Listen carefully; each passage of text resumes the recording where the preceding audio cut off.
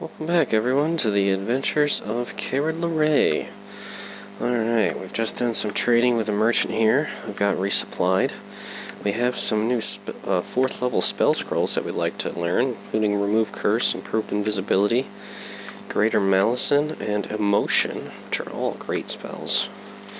We also found the Dire Charm, Melf's Acid Arrow, Invisibility, and Ghost Armor, which is fairly interesting.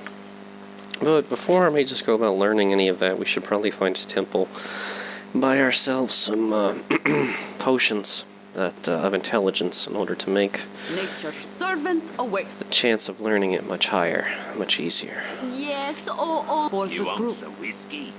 But before we continue on, let's make sure there isn't anything else that we'd be interested in buying from the innkeeper. And there's that greenstone amulet. That actually might be really useful. To use that protect against those kind of effects, Kered would definitely be interested in that. Ring Invisibility, I think, is a bit beyond our price range. Wand of Heavens would be useful, but I don't want to spend that much. I'm not sold on the Cloak of Displacement. The +3 quarterstaff might be really useful for Jaheira, actually. So I think we're going to buy that for her. Yeah, I mean, that would make sense. She uses it all the time, and she frequently fights in melee combat. It's 8,900 gold. Yeah, I'd say that would do. So, bye. Alright, and we have some left over. So, let's get, I don't know, 3 healing potions. Yeah, that seems reasonable. Okay. Just gonna use this much superior quarterstaff +3 called Auli Staff. This finely crafted stave was among the spoils taken from the invaders of Durlek's tower. It is very deadly in combat and was apparently the property of a spellcaster that enjoyed standing on the front lines. It appears to have a core of iron, yet is comparable in weight to a normal weapon of its type. Part of the enchantment seems to come from the hide that strengthens the grip. Leather, no doubt, made from a battle-ready creature of some sort. With the tastes and inclinations of the attackers of the tower well documented, the hide could be almost anything, or anyone. Eee. It's a grim thought. And, let's see. There's the greenstone amulet, which Kered definitely wants. Oh, then again, that would replace his amulet of protection. Maybe I'll give it to Diney here, just so she's better protected. Just have to remember that she has it. Alright, can anyone else use that quarterstaff? Kered's already got one. Diney here is more for daggers. Guess we'll just sell it. It's for healing potions. Is anyone short of them? Not. I mean, I suppose I could give these to Diney here. Yeah, why not? Okay. Seems reasonable. Alright then. I guess we'll just sell that quarterstaff and then we'll wander off. Let's see what else we can find around town. You've a task as you direct. I'm just gonna check that I'm recording. Yes, I am. I'm gonna turn the volume down just a little bit. It seems rather loud. Let's see. Sound. Crank everything down just a little bit. Better. Alright, and we'll quick save, because that's always a good idea. Good as done. Yes? Created by a wizard named Chandelar. I know of you. You are of an old countenance, an odd countenance, and I can count pretty darn high, too. I have need of you. What say you to this?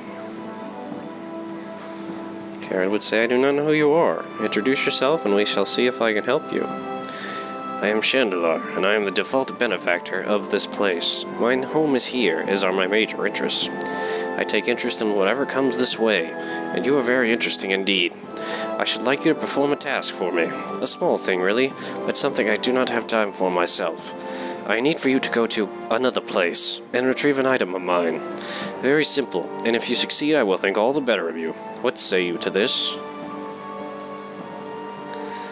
Kered would ask, why do you need me for this task when you seem more than capable? I have other things that call my attention, so it is more convenient that you go. Besides, I know you not, and this serves as a good measure of you. Already I know you are more interested in the why, and not so much the profit. Will you do this?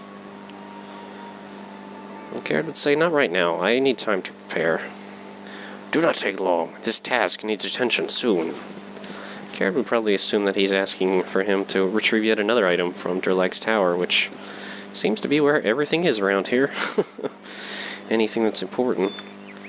The music background actually still sounds really loud, so we're going to turn that down a little bit. Alright, good. I don't know, let's see what's in here.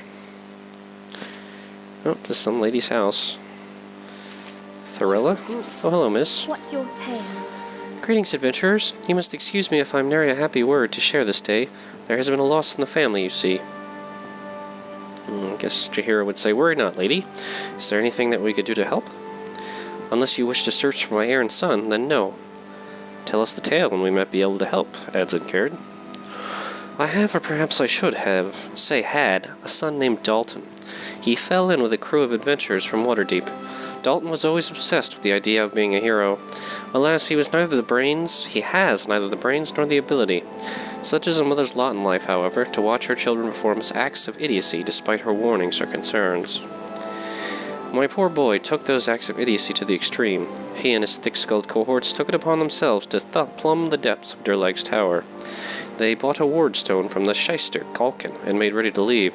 Though I begged and cried, Dalton still insisted on going. The band never returned. I fear that they were destroyed by the mad dwarf's machinations. That is the tale. Sad, but true. I guess Kered would say, rest easy, woman. We will find your son if he still lives. Thank you so much. Such kindness from strangers is unheard of in this harsh life. I will await Dalton's return with breathless anticipation. Glad I just walked into that house. It doesn't seem as awkward walking into a random house when you live in, or rather when you are in, such a small little village such as this. I mean, there's really not much to this place, is there? Very little, anyway. Let's see who lives here. This actually looks like a public building. Good as done. Hello. Seems rather empty. Let's go downstairs. Wait. Okay. You're a queer fellow. This looks more than a little dangerous. I was not expecting that.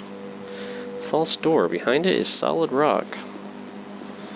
More false doors. These are all false. And apparently this one cannot even be clicked upon. I'm going to very carefully approach this magical circle.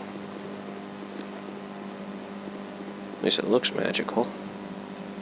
Well, this is just very confusing. Not sure what to make of this. Not one bit. Well, at least we know it's down here. Whatever it is. We'll have to ask people about that.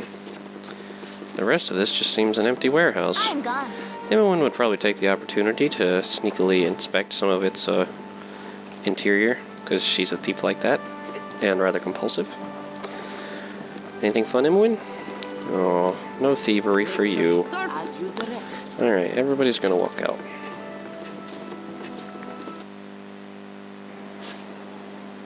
Okay. Nature's servant awaits. Alright, looking over here. Let's come around this way. There's a horsey. Commoners milling about. Plenty of life in this little town.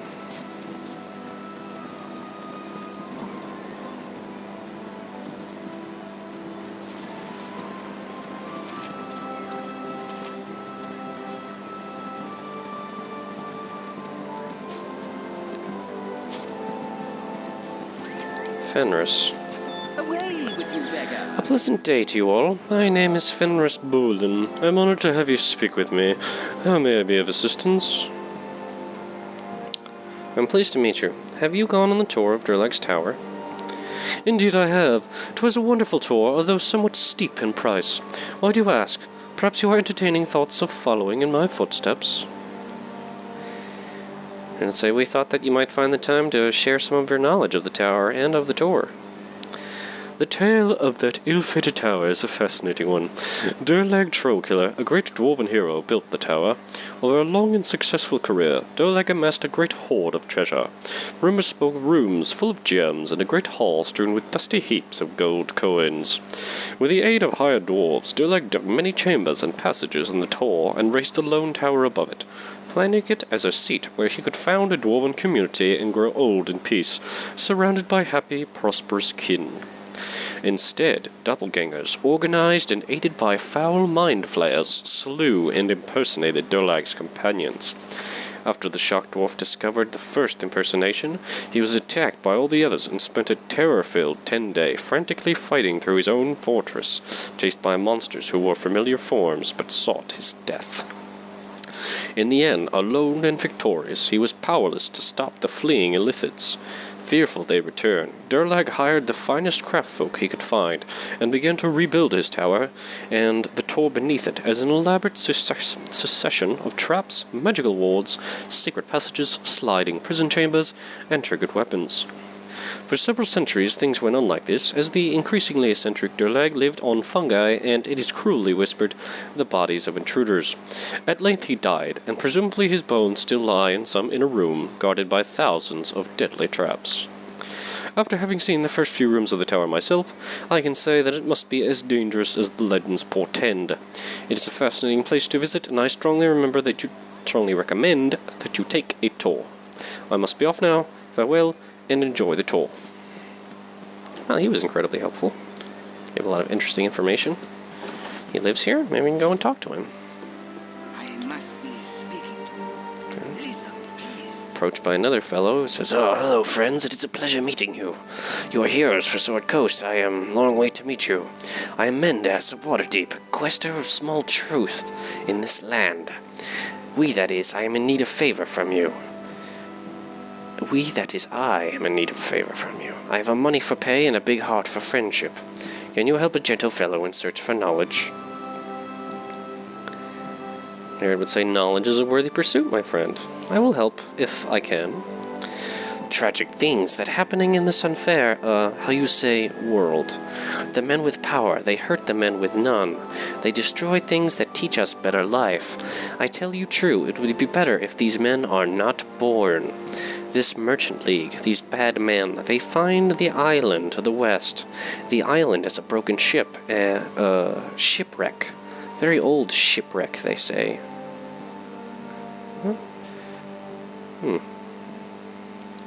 How did the merchant league discover the island? "They sailed to a new world, and big storm blow them north. The sailors can't control boat, and it almost crash on island rocks. It is very stormy, but they can see the old wrecked ship. They come back to Baldur's Gate and sell sea charts to Merchants League. A pox upon them." Why is the Merchants League interested in an island in the middle of nowhere? What does it boast besides dangerous shores and a rotting ship? These merchantmen are greedy. They want island and ship. May their bones rot in 9 hells. The merchants want treasures from the New World. The trackless sea is very wide, so Merchant League ship must stop for supplies.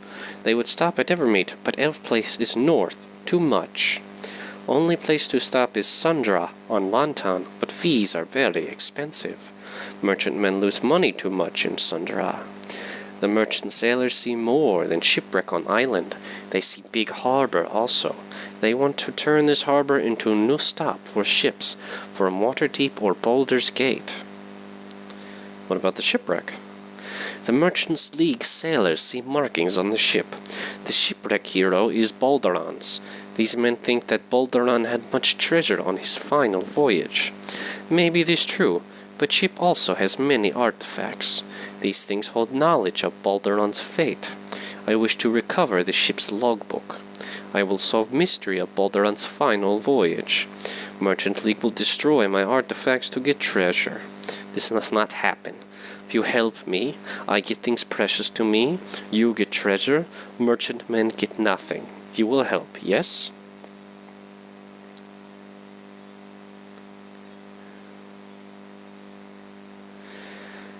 Kered would want to think about this before he would commit the parties to such an expedition. So he would say, I'm afraid I cannot help you at this time. Perhaps later. Please reconsider, noble hero. There is much treasure and glory in this adventure. Okay, Kered will say, I will consider it at another time. Not now. For the group. Kered just does love making people wait. When he can, anyway. He likes doing things on his own terms. This tower has long been deserted. There's nothing but rubble within.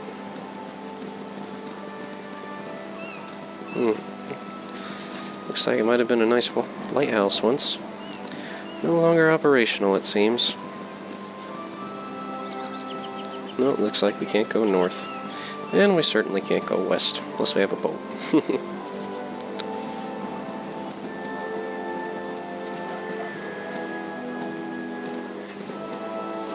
So, adventure here. Look for her son. There's that weird thing in the basement there. No idea what's going on in that place. Some merchants hanging around town. There's that fellow that gives tours. And there's a whole bunch to do in this little old hamlet. Kered's kind of at a loss for what to do first. I mean, he wants us to go to an island there. She wants us to look for her son in Durlag's tower. There's another fellow in here, the dwarf, who wants us to find a dagger in Durlag's tower. He's giving tours of Durlag's tower, and this Chandelar here didn't mention Durlag's tower explicitly, but needed us to help him with something. Well, before I do anything of the sort, I am definitely going to save.